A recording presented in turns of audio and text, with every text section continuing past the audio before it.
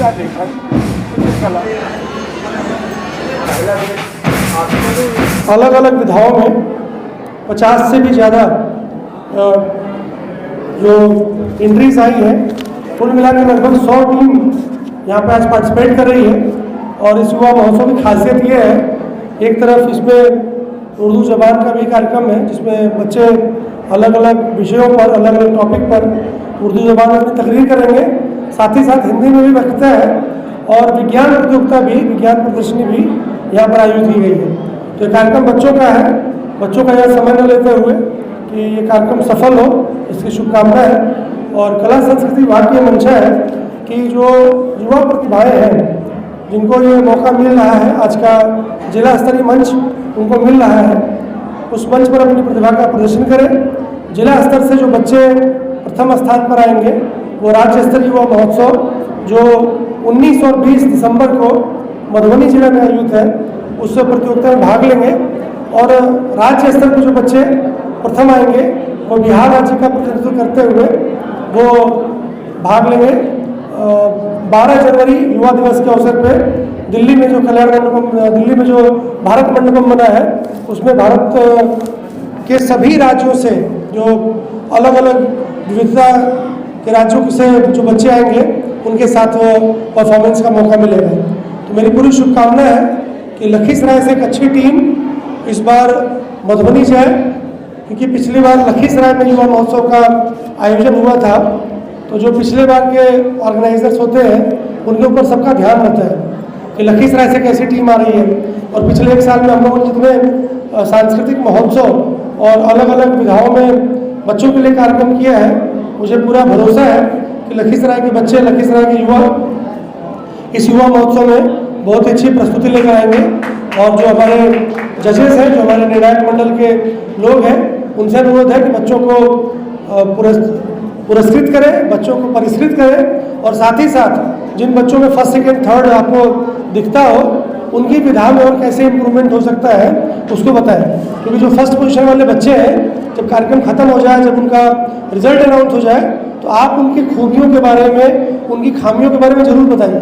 क्योंकि उन बच्चों को हम ही को तैयार करके, आज 6 तारीख हो गई, इन्हीं बच्चों को 12 दिन बाद हमको तैयार करके लखीसराय की ओर से मधुबनी भेजना है। तो अगर आपको कुछ इनपुट मिल जाएगा, उन बच्चों को आपका कुछ मार्गदर्शन मिल जाएगा, तो बच्चों का जो परफॉर्मेंस है वो सुधरेगा और राज्य के जो अलग अलग टीम आएंगी उनके साथ उनका एक बेहतर प्रस्तुति, एक बेहतर कंपटीशन हो सकेगा।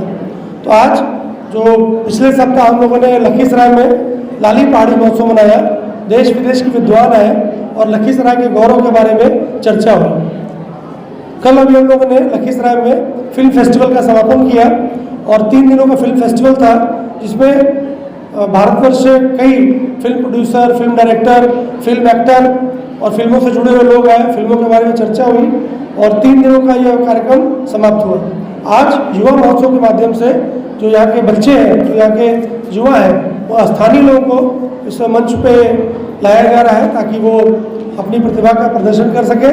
और साथ ही साथ उर्दू भाषा प्रतियोगिता भी उर्दू निदेशालय के सौजन्य से यहाँ आयोजित की जा रही है, ताकि बच्चे अलग अलग विधाओं में, अलग अलग टॉपिक के ऊपर अपनी जो वक्तृता है, अपनी जो भाषण की शैली है, उसका प्रदर्शन कर सके। मैं इस युवा महोत्सव में भाग लेने वाले सभी बच्चों को शुभकामना देता हूँ, सभी स्कूलों को जो उनके शिक्षक हैं उनको शुभकामना देता हूँ, सभी गार्जियन को शुभकामना देता हूँ कि अगले 2 दिन खूब जम के मस्ती कीजिए, खूब सीखिए और दूसरी टीम के परफॉर्मेंस की भी हौसला अफजाई कीजिए। और ये कोशिश कीजिए कि आपका स्कूल, आपका टीम, आपका ग्रुप अगली बार और कैसे बेहतर प्रस्तुति कर सकता है, इसके बारे में जरूर सीखिए, समझिए। आज का दिन बेटा हम लोग के लिए बहुत ही महत्वपूर्ण इस मामले में है कि पूरे देश में अभी कुछ चीज़ों को लेकर चर्चा चल रही है। बिहार एक विशिष्ट मॉडल के रूप में पूरे देश में जाना गया है कि जहाँ पे सरकार पिछले 20 सालों से इतनी गरीबी के बावजूद, इतनी जो कानून व्यवस्था की स्थिति खराब थी, उसके बावजूद पिछले 20 सालों में बहुत ही क्रांतिकारी बदलाव हुए। एक तरफ सरकार ने लॉ एंड ऑर्डर की व्यवस्था सही की है, स्कूलों में पढ़ाई की व्यवस्था सही की है, हॉस्पिटल की व्यवस्था सही की है, साथ ही साथ समाज का सुधार भी किया है। तो ये बहुत ज़रूरी है कि माननीय मुख्यमंत्री जो नारा दिया कि सामाजिक न्याय के साथ विकास होना चाहिए। विकास का मतलब है कि जो रोड बन रही है, बिजली आ रही है, बड़ी बड़ी बिल्डिंग्स बन रही है, उसका भी काम होना चाहिए ताकि वो विकास सबको दिखता है। साथ ही साथ सामाजिक न्याय भी होना चाहिए, जिसके अंतर्गत समाज सुधार का भी काम होना चाहिए। अगर किसी घर परिवार में खूब अच्छी बिल्डिंग है, खूब पैसे हैं, लेकिन घर में जो व्यक्ति है या घर का जो कोई सदस्य है वो शराब के नशे में रहता है, तो उस घर में कभी सुख शांति चैन नहीं रह सकता है। इसलिए बहुत ज़रूरी है कि हम समृद्धि की तरफ जाएं, पैसे खूब कमाएं, लेकिन पैसे कैसे खर्च करने हैं इसकी भी हमारे भीतर समझ होनी चाहिए। इसलिए बिहार में पूरे राज्य में शराबबंदी लागू की गई है और 26 तारीख को हम लोगों ने नशा मुक्ति दिवस मनाया है, जिसमें हम लोगों ने शपथ ली है कि नशा को हम लोग ना कहेंगे, जीवन को हाँ कहेंगे। तो ये बहुत ज़रूरी है कि नशा की तरफ हमको नहीं जाना है।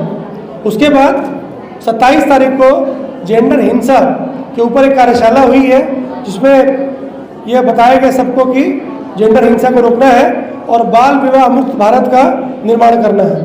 हमारे देश में और विशेष रूप से इस प्रदेश में भी इस जिला में बाल विवाह एक बहुत बड़ी समस्या है। जिस उम्र में बच्चियों को खेलना चाहिए, जिस उम्र में बच्चियों को स्कूल जाना चाहिए, अपने जीवन के नई दिशा को पकड़ना चाहिए, उस उम्र में बच्चों की शादी कर दी जाती है। शादी के समय न उनका मन तैयार रहता है, न उनका शरीर तैयार रहता है, और पारिवारिक जिम्मेदारियों के बोझ तले बच्चियाँ दब जाती हैं, परिवार में हिंसा होती है, और अगर पति को ठीक से रोजगार नहीं है, कमाने वाला नहीं है, और ज़्यादातर ऐसे परिवार में होता है जहाँ पर लड़के और लड़की दोनों की पढ़ाई लिखाई अच्छी नहीं होती है, दोनों की शिक्षा दीक्षा अच्छी नहीं है, आर्थिक स्थिति अच्छी नहीं है, उन परिवारों में बाल विवाह करा दिया जाता है। और बाल विवाह के बाद जीवन कितना नरक हो जाता है कि किसी को बताने की जरूरत नहीं है। दहेज का दानव अलग सबको पीड़ित करता है। इसलिए इस पूरी सामाजिक कुव्यवस्था से निकलने का एक ही रास्ता है कि लड़कियां पढ़ाई करें। तो सरकार ने कहा बेटी बचाओ बेटी पढ़ाओ। अगर उस मंत्र को हम याद रखते हैं, उस मंत्र पे सब पूरा समाज काम करता है, तो बेटियां पढ़ भी सकती हैं और बेटियां आगे बढ़ भी सकती हैं। माननीय मुख्यमंत्री ने बिहार में लड़कियों के लिए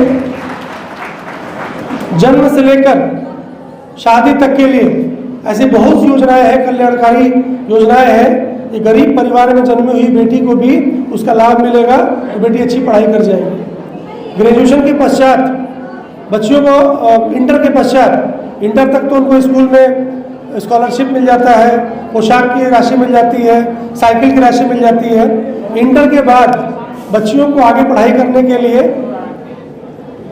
लोन मिलता है, शिक्षा वित्त निगम से, स्टूडेंट क्रेडिट कार्ड के माध्यम से बच्चियों को लोन मिलता है। और बच्चों के लिए वो जो सूद की राशि है वो सिर्फ 4% है सालाना, और लड़कियों के लिए 1% था, वो भी सरकार ने माफ़ कर दिया।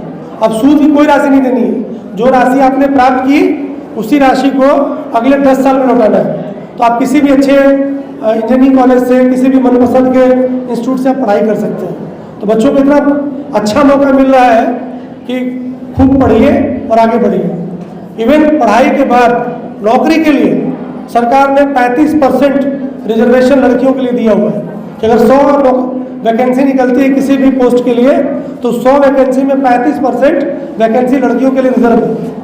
अब इससे अच्छी सरकार में क्या व्यवस्था आपको मिल सकती है। लड़के और लड़कियों के लिए, दोनों के लिए पढ़ाई की व्यवस्था की गई, हायर एजुकेशन के लिए लोन की व्यवस्था की गई, और जॉब में आपको रिजर्वेशन दिया गया।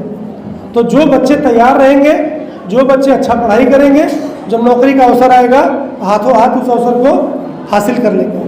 लेकिन जो बच्चे ठीक से नहीं पढ़ेंगे, जो बच्चे ठीक से तैयार नहीं रहेंगे, तो कोई भी मौका मिलेगा आप उस मौके का लाभ ठीक से नहीं उठा पाएंगे। इसलिए मेरी सबसे अपील है सभी स्कूल के अध्यापकों से, बच्चों के अभिभावकों से, और जो भी यहाँ विद्यार्थी उपस्थित हुए, जो भी शिक्षक और उनके साथ जो छात्र उपस्थित हुए, कि बहुत अच्छा अवसर आपको मिला है। 21वीं सदी के भी 25 साल गुजरने वाले हैं। आज से ठीक 25 दिन बाद 21वीं सदी का भी 1/4 हिस्सा, इस 100 साल के 25 साल गुजर जाएंगे। तो आने वाली सदी जो है, हम कहते हैं हिंदुस्तान की है, आने वाली सदी युवाओं की है। तो कैसे हम युवाओं को इस सदी में तैयार करेंगे? हम कहते हैं कि 2047 में भारत विकसित बनेगा, भारत विकसित बनेगा तो लखीसराय भी विकसित बनेगा, बिहार भी विकसित बनेगा। तो क्या हम विकसित बिहार, विकसित लखीसराय, विकसित भारत के नागरिक बनने की योग्यता रखते हैं? क्या हम ऐसी पढ़ाई कर रहे हैं? क्या हम ऐसा काम कर रहे हैं कि हम कह सके कि हम विकसित भारत के निवासी हैं? अगर अपने काम में पूरी निष्ठा, अपने काम में पूरी लगन, अपने काम में पूरी मेहनत रखेंगे, तभी हम विकसित भारत का सपना साकार कर सकेंगे। अगर हम अपने काम में पूरी लगन नहीं रखेंगे तो पता चलेगा कि जितने कमज़ोर हम होंगे उतना कमज़ोर हमारा देश होगा, जितने कमज़ोर हमारे युवा होंगे उतना कमज़ोर हमारा देश होगा, और जितने मजबूत हम बनेंगे उतना मजबूत हमारा देश होगा। इसलिए बहुत ज़रूरी है ये युवा महोत्सव कार्यक्रम सिर्फ इसलिए नहीं कि बच्चे सिर्फ यहाँ के मनोरंजन करें, ये एक माध्यम है, ये एक प्लेटफॉर्म है जिसमें बच्चे अपनी संस्कृति को समझें, अपने समूह गान के माध्यम से, समूह नृत्य के माध्यम से, भाषण प्रतियोगिता के माध्यम से, चित्रांकन के माध्यम से, कविता और कहानी लेखन के माध्यम से बच्चे अपनी प्रतिभा का प्रदर्शन करें और अपने समाज के जो मूल्य हैं, हमारी भारतीय संस्कृति का जो मूल्य है, उन भारतीय संस्कृति के मूल्यों को अपने भीतर आत्मसात करें और उनकी अपने कलाकृति के माध्यम से उसका प्रदर्शन करें। तो आज के दिन की मैं आप सबको बहुत बहुत बधाई देता हूँ। बच्चों, इस चीज़ को याद रखना कि तुम्हें एक बहुत बड़ा अवसर मिला है। अगर देश आज के 20 साल बाद आप जिस भूमिका में होंगे, 22 साल बाद आप 2047 में होंगे जब देश की आज़ादी के 100 साल होंगे, और उस समय आप सब लोग कहीं ना कहीं अच्छी पोजीशन पे काम कर रहे होंगे, और आप जितना अच्छा काम करेंगे देश उतनी ही अच्छी तरक्की करेगा। तो इसलिए हम सबका ये संकल्प होना चाहिए कि हम विकसित भारत बनाने के लिए, अपने देश को आगे ले जाने के लिए खूब कड़ी मेहनत करेंगे, जो भी हमारा क्षेत्र हो, चाहे हम पढ़ाई के क्षेत्र में जाना चाहते हो, हम चित्रकारी में जाना चाहते हो, हम फिल्म में जाना चाहते हो, हम खेल में जाना चाहते हो, जो भी काम करेंगे एक नंबर का काम करेंगे, ताकि देश को हम अपना विकसित भारत बनाने के सपने को साकार कर सकें।